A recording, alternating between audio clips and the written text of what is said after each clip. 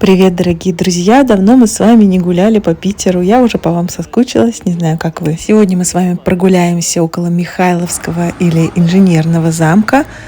По Фонтанке чуть-чуть пройдем, зайдем в одну из моих любимых антикварок на Пестеля. Также сходим в летний сад, зайдем в кофейный домик, попьем там что-нибудь вкусненькое. В общем, уютная осенняя прогулка. Шуршим остатками листиков, проводим осень окончательно. Устраивайтесь поудобнее, а мы начинаем. Михайловский замок – это бывший императорский дворец, возведенный по заказу Павла I. И вот мы начали его обзор с памятника прадеду Петру Первому, которого Павел очень уважал. На барельефе постамента изображен моряк, которого спасают из моря. И вот раньше у него была очень натертая пятка, сейчас тоже можно такой след увидеть, но сейчас этот памятник огражден забором, и к нему близко не подойти, а пятка была натерта просто до блеска.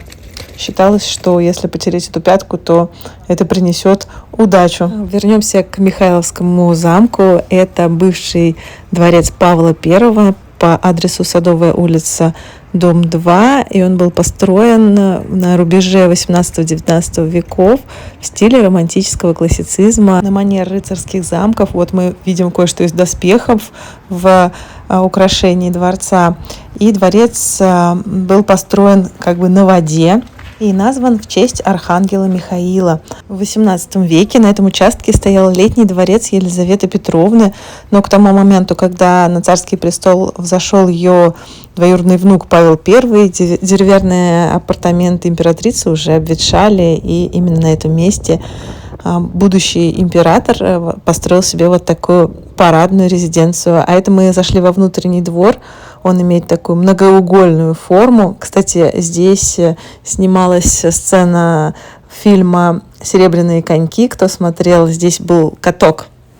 А это и сам Павел I. К сожалению, Павел I недолго прожил в своей резиденции. Вскоре после завершения строительства, 12 марта 1801 года, дворец стал и местом смерти императора. Это обстоятельство породило много легенд о замке. Император прожил в замке всего 40 дней. Его убили в собственной спальне. А после его смерти в 1819 году замок был передан главному инженерному училищу и приобрел другое свое название – Инженерный замок. Здесь учился и даже какое-то время жил Федор Михайлович Достоевский. Также инженерное училище в Михайловском замке закончили физиолог Сеченов, физик Яблочков, композитор и ученый Кюи, писатель Григорович. После революции 1917 года в инженерном замке продолжали работать сотрудники инженерного училища. В Великую Отечественную войну на Михайловский замок упала тяжелая бомба. В результате здание существенно пострадало, но, конечно же, оно было восстановлено. А с 1991 года в стенах замка расположился Русский музей, и там сегодня работают постоянные и временные экспозиции. Питер все понимает, дядюшка Питер. Питер вас обнимает, пока вы спите, заперты в тесном граните. Вечный мой ангел-хранитель Питер.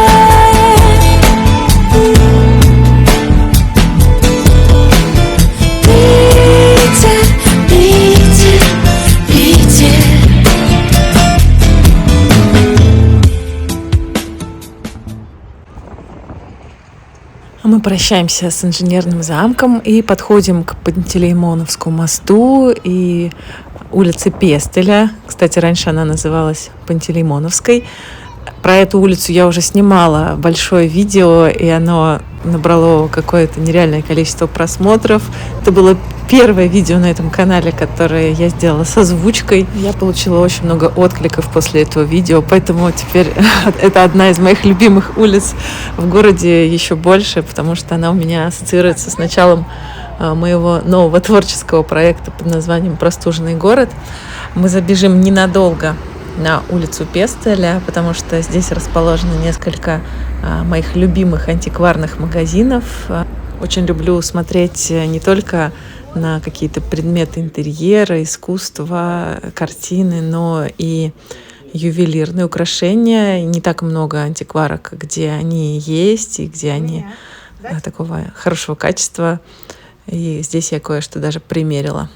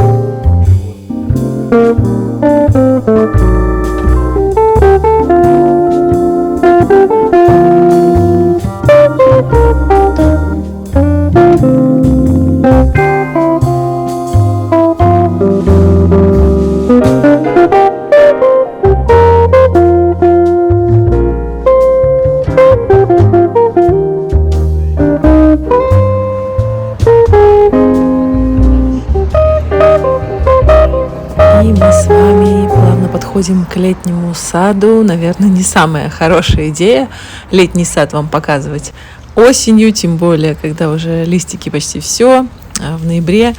Но на самом деле он хорош в любое время года. Так что давайте чуть-чуть мы все-таки прогуляемся. Смотрите, какие замечательные краски, как они хорошо сочетаются с инженерным замком на фоне. Летний сад – старейший сад в Петербурге. Он появился в 1704 году, всего через год после того, как на Заячьем острове заложили Петропавловскую крепость, с которой и началась история северной столицы. Кстати, до основания столицы Российской империи в этом месте располагалась шведская усадьба одного майора с регулярным садом, так что уже на освоенной территории Петр I распорядился разбить цветники и посадить там всякие растения. А, кстати, вот эта территория огородика Петра I, там до сих пор исторически растет всякая брюква, морковка и прочее. Как-нибудь летом я сюда вернусь и вам все покажу поподробнее. А это здание оранжереи, очень красивое. Там сейчас в летнее время работает кафе. Согласно моде начала XVIII века, в основе планировки лежали правильные геометрические формы, деревья были ровно подстрижены, аллеи пересекались под строго выверенным углом. Для осушения территории и декоративных целей были устроены поперечный канал. Он делил пространство на две практически равные части, но он не сохранился. Лебяжий канал и Карпиев пруд. В результате летний сад оказался на небольшом изолированном острове, окруженном водой со всех сторон. К 1712 году для императора построили летний дворец. К нему мы чуть-чуть попозже подойдем. Но многие постройки не сохранились. Например, павильон «Грот». И сейчас на месте этого павильона находится вот этот вот кофейный домик. Его по ошибке часто называют чайным, но чайный домик совсем в другом месте. Зайдем внутрь, там тоже много всего интересного. Сейчас здесь находится кофейня, и, пожалуй, мы здесь останемся и попьем чаек.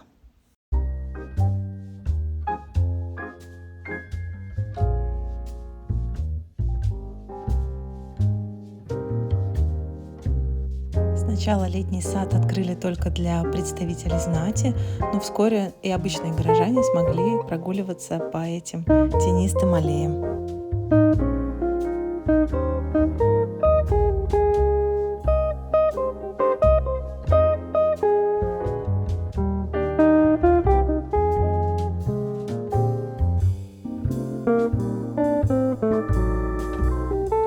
Летний сад неоднократно страдал от наводнений, после которых сад восстанавливался, какие-то постройки исчезали, появлялись вместо них другие. С 1934 года сад вместе с коллекцией скульптур и дворцом Петра I становится музеем. А в годы Великой Отечественной войны вся территория довольно сильно пострадала в ходе обстрелов. Было уничтожено более 300 деревьев, а скульптуры удалось сохранить только потому, что их прятали в выкопанных в саду ямах-укрытиях.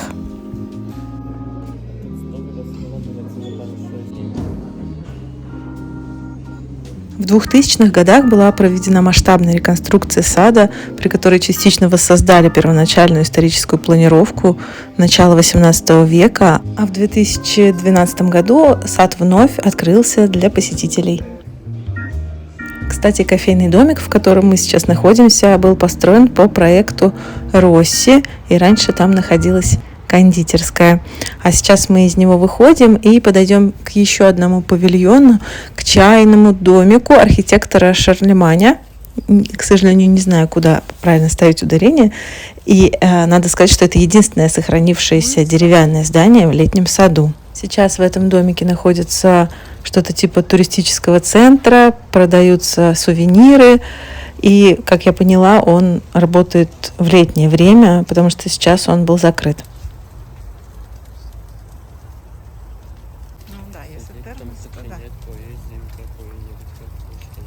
И вот мы с вами потихонечку подходим к летнему дворцу Петра I. Он был построен по проекту итальянского инженера и архитектора Доминика Трезини. Здание предназначалось для проживания только в теплые месяцы с мая по октябрь, поэтому имело тонкие стены и одинарные рамы в окнах. И, как я знаю, этот музей работает тоже только с мая по октябрь, только в летние месяцы, потому что не имеет возможности там организовать гардероб. Император въехал сюда в 1712 году и жил во дворце каждое лето до своей кончины на первом этаже, а на втором жила императрица Екатерина. А сейчас вы видите один из артефактов Петербурга. Это отметки о различных наводнениях. Это было самое крупное 7 ноября 1824 года. Большим украшением летнего сада являются его мраморные итальянские скульптуры, но на самом деле во время реконструкции летнего сада оригиналы скульптур все переместили в инженерный замок. А то, что сейчас там стоят такие аккуратненькие белые скульптуры, это новодел, копии с оригиналов, которые теперь хранятся в Михайловском замке. А это знаменитая ограда летнего сада, которая была сделана по проекту Фельтона и Егорова. Ее установили к 1784 году со стороны Невы. Ну а говоря о скульптурах, конечно, в осенне-зимнее время их нельзя увидеть, они спрятаны вот в такие короба. А мы будем потихонечку выходить из летнего сада, полюбуемся еще раз этой величественной оградой. Я очень прошу вас поддержать это видео лайком, написать комментарий и, конечно, подписывайтесь на канал. Давайте поможем алгоритмам заметить это видео и рекомендовать его кому-то еще. Я вам желаю всего доброго, желаю вам не мерзнуть, одевайтесь теплее и до встречи в новых видео. Пока-пока!